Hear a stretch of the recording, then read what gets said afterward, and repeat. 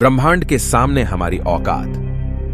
दोस्तों, आज हम जानने वाले हैं कि ब्रह्मांड के सामने हम इंसान क्या है हम इंसानों की ब्रह्मांड के सामने हैसियत। इस वीडियो को देखने के बाद आपका घमंड चूर चूर हो जाएगा जब आप जानोगे कि ब्रह्मांड कितना बड़ा है और इतने बड़े ब्रह्मांड में हम कहां एक्सिस्ट करते हैं, या फिर हमारा अस्तित्व इसके सामने कुछ मायने रखता भी है या नहीं। जानने के लिए वीडियो को पूरा जरूर देखें। दोस्तों, आपको जानकर हैरानी होगी कि हमारी धरती पर रहने वाले लोगों की संख्या यानी पूरी धरती की पॉपुलेशन लगभग 8 अरब तक पहुंच चुकी है। लेकिन धरती पर मौजूद ये सभी 8 अरब लोग लॉस एंजलिस जितनी जगह में समा सकते हैं। लॉस एंजलिस लगभग 1300 किलोमीटर के एरिया में फैला हुआ है। अगर हम बात करें हमारी धरती की, तो पूरी धरती लॉस एंजलिस से काफी ज्यादा बड़ी है।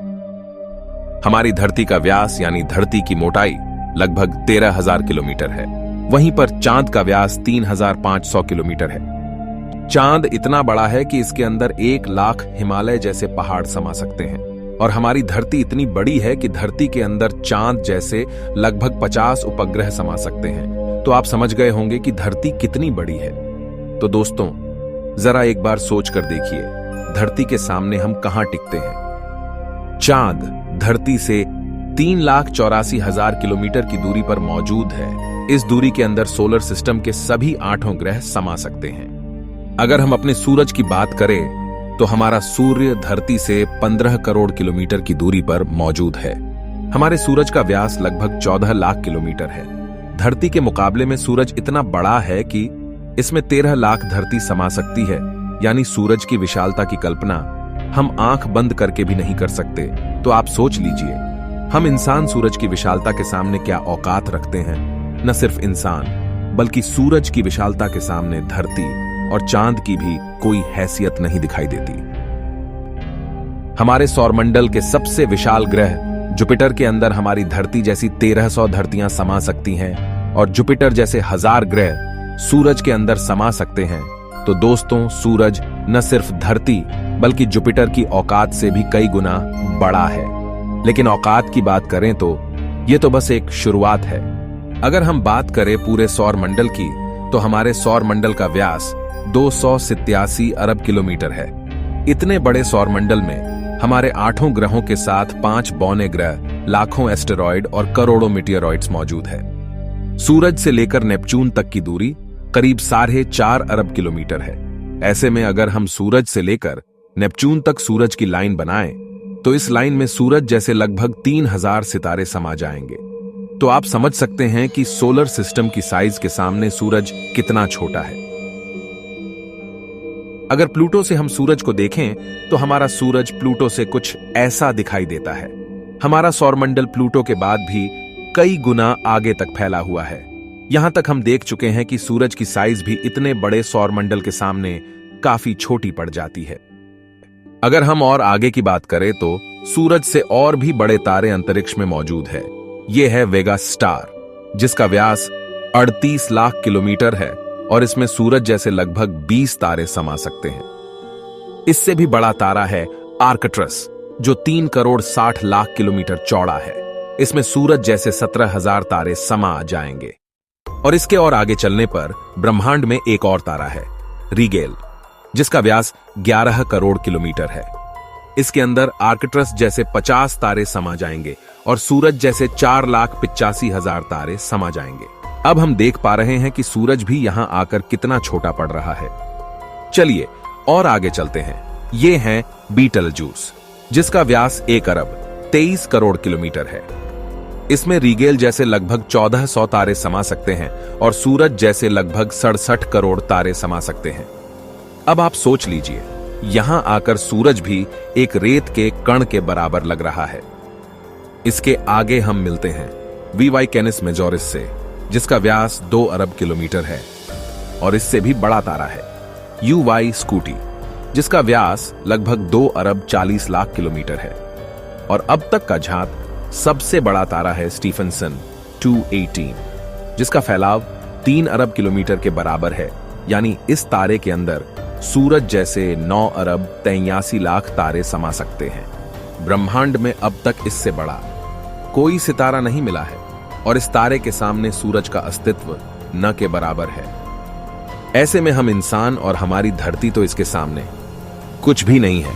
जरा सोच कर देखिए, इस तारे के अंदर धरती का अस्तित्व मायने भी रखता है या नहीं।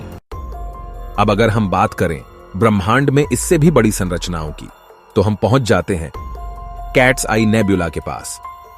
यह आकार में 0.4 प्रकाश वर्ष बड़ी है, यानी प्रकाश को भी इसे पार करने में 4 महीने 26 दिन लगेंगे। यह ब्रह्मांड के सबसे विशाल तारे के मुकाबले कितना बड़ा है।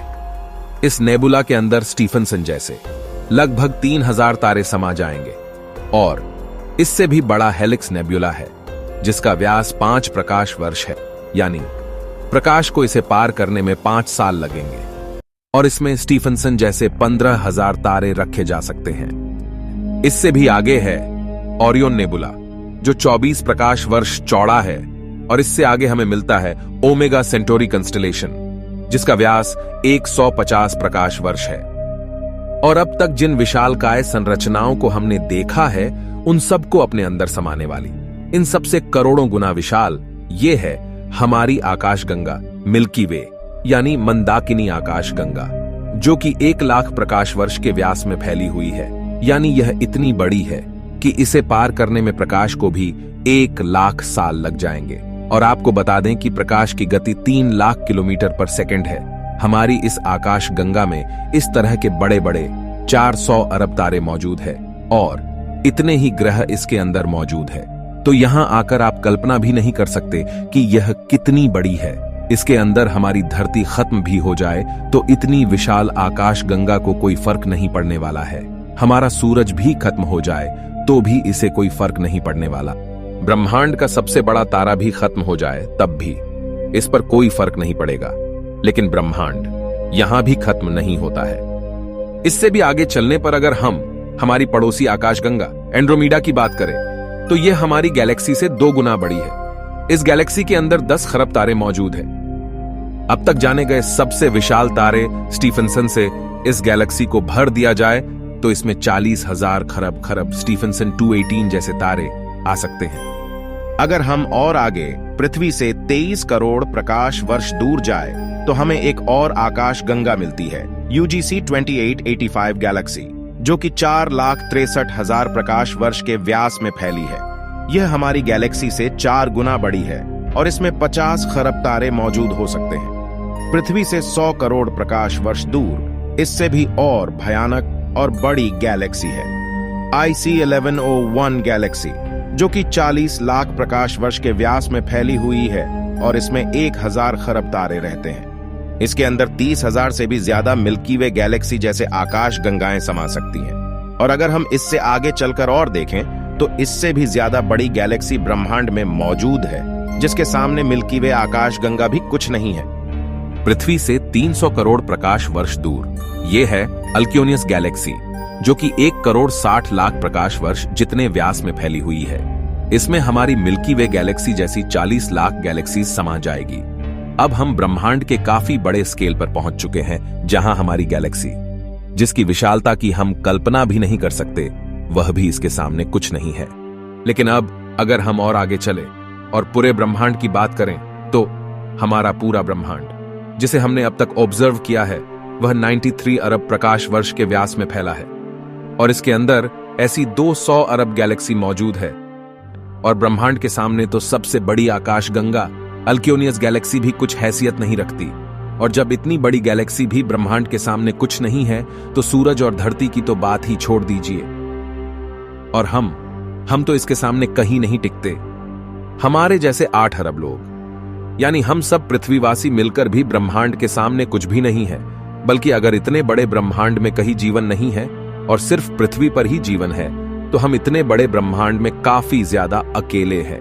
यहां पर ब्रह्मांड, जो हमारी सोच से भी बड़ा है, ये पूरी तरह से वीरान है।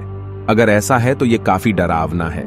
ये हमें बताता है कि हम कितने अकेले हैं, और अगर इसमें जीवन है भी, तब भी हम कभी इतनी दूर तक एलियन से नहीं मिल सकते। और तब भी हम अकेले हैं इस ब्रह्मांड में, जबकि यह ब्रह्मांड भी यहां आकर नहीं थमता, क्योंकि फिलहाल हमने इससे आगे देखा भी नहीं है कि ब्रह्मांड का विस्तार और कितना आगे हो सकता है। अगर यह कहीं खत्म होता है तो उससे आगे भी क्या, और ब्रह्मांड है? अगर हां, तो क्या वो हमारे ब्रह्मांड से भी बड़े हैं?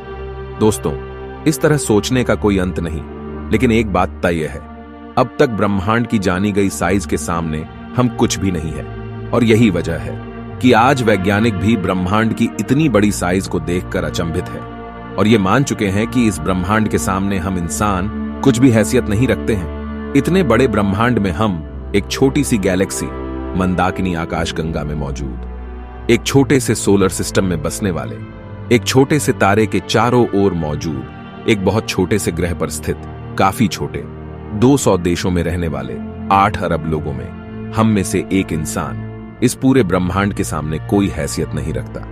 क्या आपके पास खुद पर घमंड करने के लिए कोई कारण है? किस वजह से आप खुद को स्पेशल समझते हैं? अगर आपके पास ऐसा कोई कारण है तो हमें बताइए, क्या वजह है कि आप खुद पर घमंड कर सकते हो? आज से 6.5 करोड़ साल पहले धरती पर एक ऐसी प्रजाति मौजूद थी जिसने करीब 10 करोड़ साल तक धरती पर राज किया, जो खुद आकार में हमसे कई गुना बड़ी और डोमिनेंट थी। लेकिन सिर्फ एक एस्टेरॉयड ने इस पूरी प्रजाति को खत्म कर दिया।